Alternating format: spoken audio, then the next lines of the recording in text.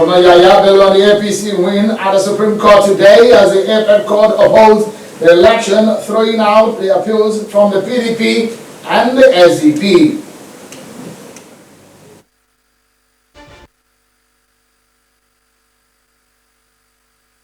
All the ruling APC have moved to curtail the discord in the party rank, especially between officials in the executive arm of government and the legislature.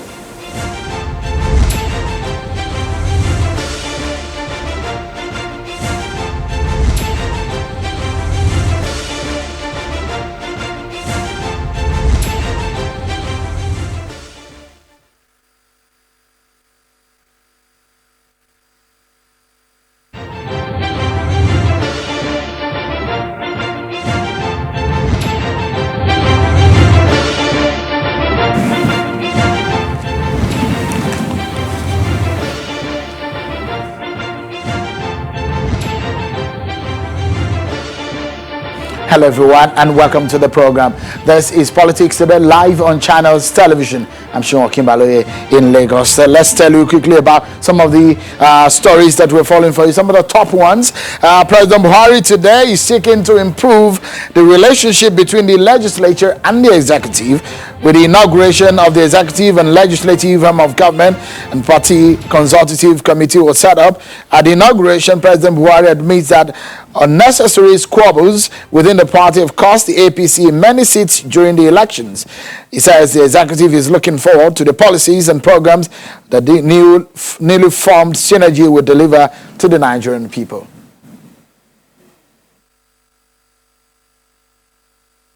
The party has been too often embroiled in bitter and on occasions totally unnecessary squabbles, costing us seats in legislative and gubernatorial elections. These never should have happened. We are here to make sure such occurrences do not happen again. We must now ensure regular consultations between the party and the governments. Well, that's the president there, Muhammadu Buhari. Hopefully, there might be some synergy and political resolution within the ranks of the ruling APC. Before we get down to what has become perhaps the end of the road for some political players in Kogi State, and perhaps a victory for the APC and Yaya Bello, the governor, let's check out some stories that we are following for you tonight on our political roundup.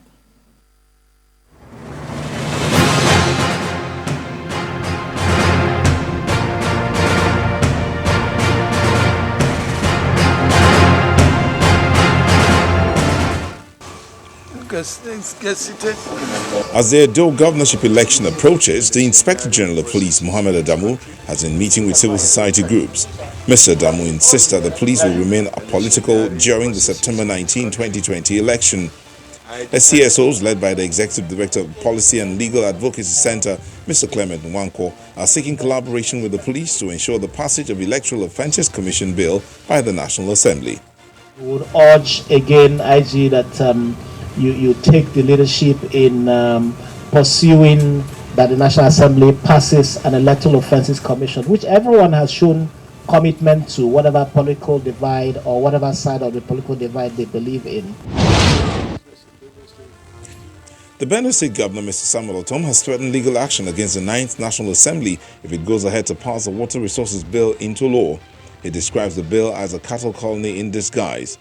Mr. Otom made this known at a meeting with the leadership of Nzo TIV, the TIV social cultural organization, which is asking other social cultural organizations like the Afenifere and Ohaneze Ndigbo to rise up against any legislation that seeks to annex their ancestral lands. This is wickedness. You now want to control the waterways and extend it to 3 or 4 kilometers. So government house with the other federal government. For what? That is against the Constitution of the Federal Republic of Nigeria. The People's Democratic Party in Plateau State has elected new executive committee members that will run the affairs of the political party for the next 4 years in Plateau State. The newly elected chairman, who is a former commissioner for works in the state, Mr. Chris Hassan, says it is important to embark on reconciliation of aggrieved members of the party, especially those who boycotted the elections, so that they will embrace a new order of the party for progress.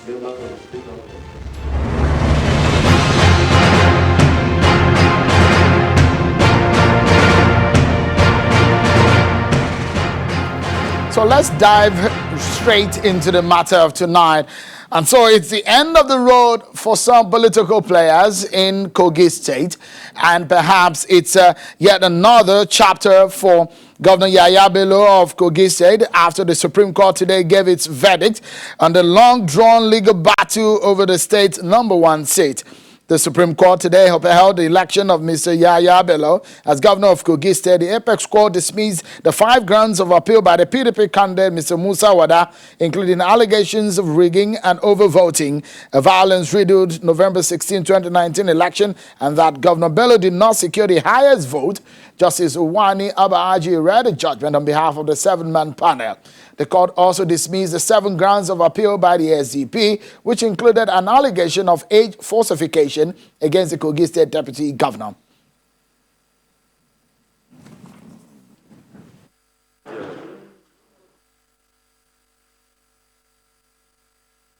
And so, after all said and done, the judgment has been given. The verdict is already known. Now, Mr. Yaya Bello will focus on governance. But what is left for the people of Kogi State? The burden of leadership is on his shoulder. Tonight, we have on the program the governor of Kogi State, Mr. Yaya Bello. He joins us from our Abuja studio. Thank you so much, Your Excellency, Governor of Kogi State. Thank you so much for joining us tonight. And I must start by congratulating you on your victory tonight at the Supreme Court. But it's a lot to chew, isn't it? Because of what is ahead of you in the years that you have on your plate. So first and foremost, how does this come to you, the victory of today? Thank you very much, Mr. Sheung. Let me appreciate Channels Television and appreciate you for giving me this opportunity once again to express my appreciation, as always, to God Almighty, the creator of the universe, and the omnipotent, who has given us life, an opportunity to witness today. I thank you so much. The verdict of the Supreme Court today. Hello, can you hear me? Please go ahead. Go ahead. Okay. The verdict of today, as resounding as it is, brings a lot of feelings to me. First of all, I will start on the note of a very sad one, that on this particular day, our revered father, Dr. Michael Ame Obuni II, the Atta of Igala, is no more. At the verge of this verdict, he went to hospital for a brief illness, and he joined his ancestor. May his soul rest in perfect peace. I use the opportunity to thank the citizens of Kogi State and Mr. President and Nigerians, both at home and in diaspora, who commiserate with us in this very sad moment. May his soul rest in perfect peace. Today, the justices of the Supreme Court, very erudite and very upright, upheld my election as the executive governor of Kogi State for the 2nd term. This comes with a lot of responsibilities and burden. First, the very first day I took office as executive governor, starting from the first time, I am aware of the enormous challenges and responsibilities that I am into. And since then, I hit the ground running and began to do the best I could in order to put the state together. If you refer to it as end of the road to some political gladiators, well, I will take it differently. That as politicians, we strive to serve our people in the best interest of our people. We strive to serve our people through various political platforms. But today, God Almighty and the people of Kogi State, who gave me their massive support and vote, has been affirmed by the Supreme Court. And I take that very seriously. I take that as a trust. And by the grace of God, I'll never betray the trust of the citizens of Kogi State. And I will never betray the trust and the belief that the younger generations and the youths, reposed in me in steering the affairs of Kogi State, moving forward. I know today that I'm a role model to so many millions. I'll strive as much as possible to do my best, and my best will be good enough for our people. All right. So, it's apparent that during and after the elections, there's a great division amongst the people of Kogi State across the different party lines. With all of this kind of discord and disunity that exists, how do you hope to unite your people? Are you willing to work with those you defeated at the polls and at the Supreme Court today? Are you willing to bring them on board? Before I came into into the state as executive governor, Kogi State is known to be divided mainly along ethnic divide and sometimes religious divide. But coming into office and knowing the enormity, like I said, of the challenges ahead of me, I began to unite the state. Today, Kogi State is more united than ever before.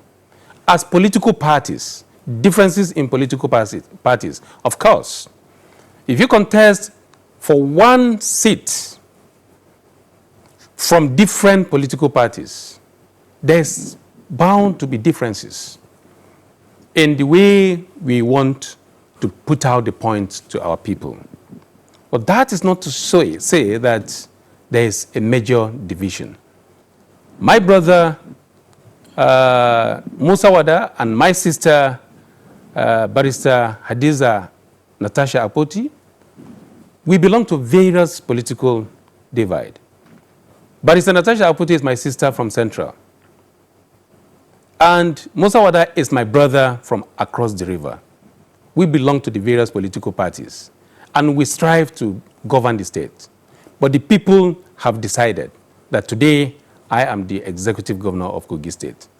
Before even the swearing in this my second term, we continued what we started in the first term of reconciliation and making sure that we are open and transparent in the way we govern the state. I instructed my chief of staff, my deputy governor, my SSG, and other political gladiators within my party and other political parties and leaders to come together. We transfer and call all those that have differences or view things differently to come together and let's serve our people. And we thank God that to a very large extent, that succeeded.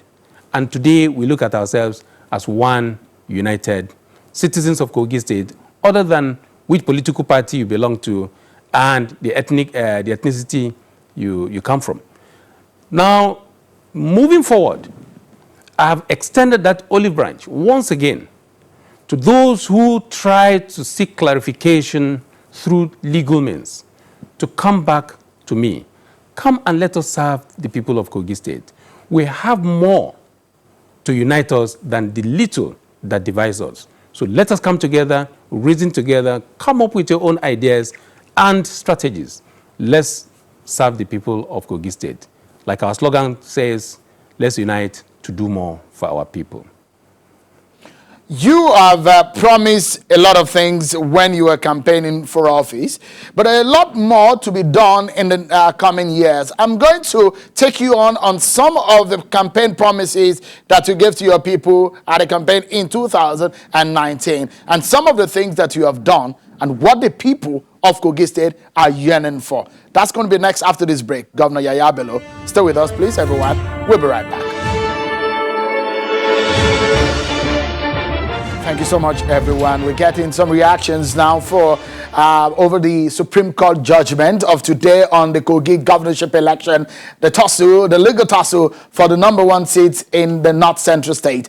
And the governor of the state, the winner of today's judgment, Governor Yahaya Bello, has been talking to us on what he has in store for his people and the campaign promises and what exactly he's up to within the next couple of years. Governor Yahaya Bello, thank you for your time tonight.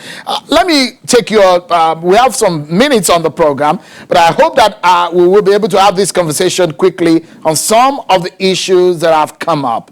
First and foremost, in the last 4 years or thereabout that you've become governor, over 350 billion is said to have accrued to the ports of Kogi State. But for some of your opponents and some of your critics who have said there hasn't been any major project to show for that amount of money, how would you answer to that? Thank you. Issue of performance or projects. I don't have the catalog of what we have done so far in the last 4 years that propelled us to come for the second term, and the people of Kogi State gave us their massive vote. But I can tell you for sure that there's no one single local government that we did not touch, or one project is completed or are ongoing, ranging from health, education, every other infrastructure, road infrastructure, and name them. In fact, annually, we used to publish our annual performance compendium. And I think it is there in our website. If you go to Kogi State website, you will see so many that we've done within the little that we've been able to generate and that accrued from Federation account or any other source, compared to what used to be available in the past. In fact, as a matter of fact, we are running the government as if we're running a private business for profitability. What do I mean by that? Starting from myself as the executive governor, my deputy, and all other government officials. It will interest you to know that a lot of us are still using our private vehicles. A lot of us have forfeit and forgo our personal entitlements.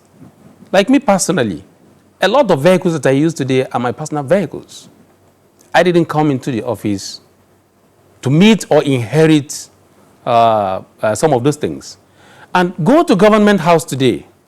If you know Kogi State Government House, otherwise referred to as Lugard House, see how it is run today and the look compared to when we came into office. There are several projects going on. I can't mention all of them. And there are still very more to come. In fact, that is what propelled people of Kogi State to vote for me en masse, a vote that has never been this way before. Governor Bello, fair, and credible. Governor Bello, yeah, so, I mean, you mentioned at some point when you were campaigning, you mentioned the rice mill. For those who are on the sideline watching, I've criticized that you put up a rice mill without a rice plantation.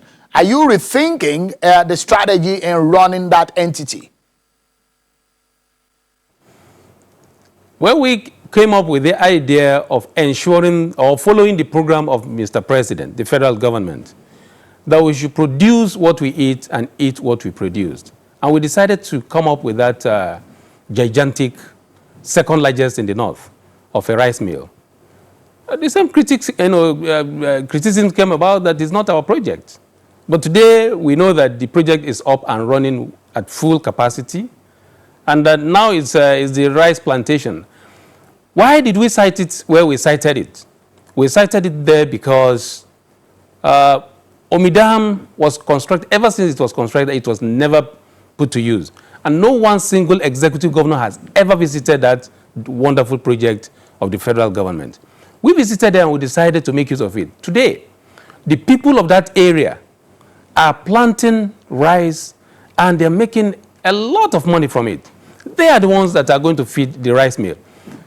Government does not have business in business. We haven't set up that particular factory. We are not, I mean, government has no business in going to plant those rice or producing the paddy.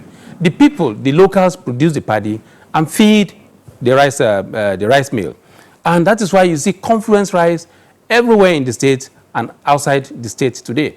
So that is the way it is being run. So we don't have any business in going to be the one to cultivate and plant the rice. We invested heavily in making sure that the infrastructure is there, farm implements like tractor, fertilizers are available, and all other implements. And we encourage our youths and women to go into rice production. Today, that is going on very excellently. And there are several other businesses that are springing up beside the rice mill over there. So that is what it is. All right. Now, aside this particular rice mill, like I said, there are several other projects that we've been able to put together with meager resources out of sacrifice and prudence in management of resources. Okay. All right. So, Governor, apologies to cut in because I still have a list of some issues that I would like you to address.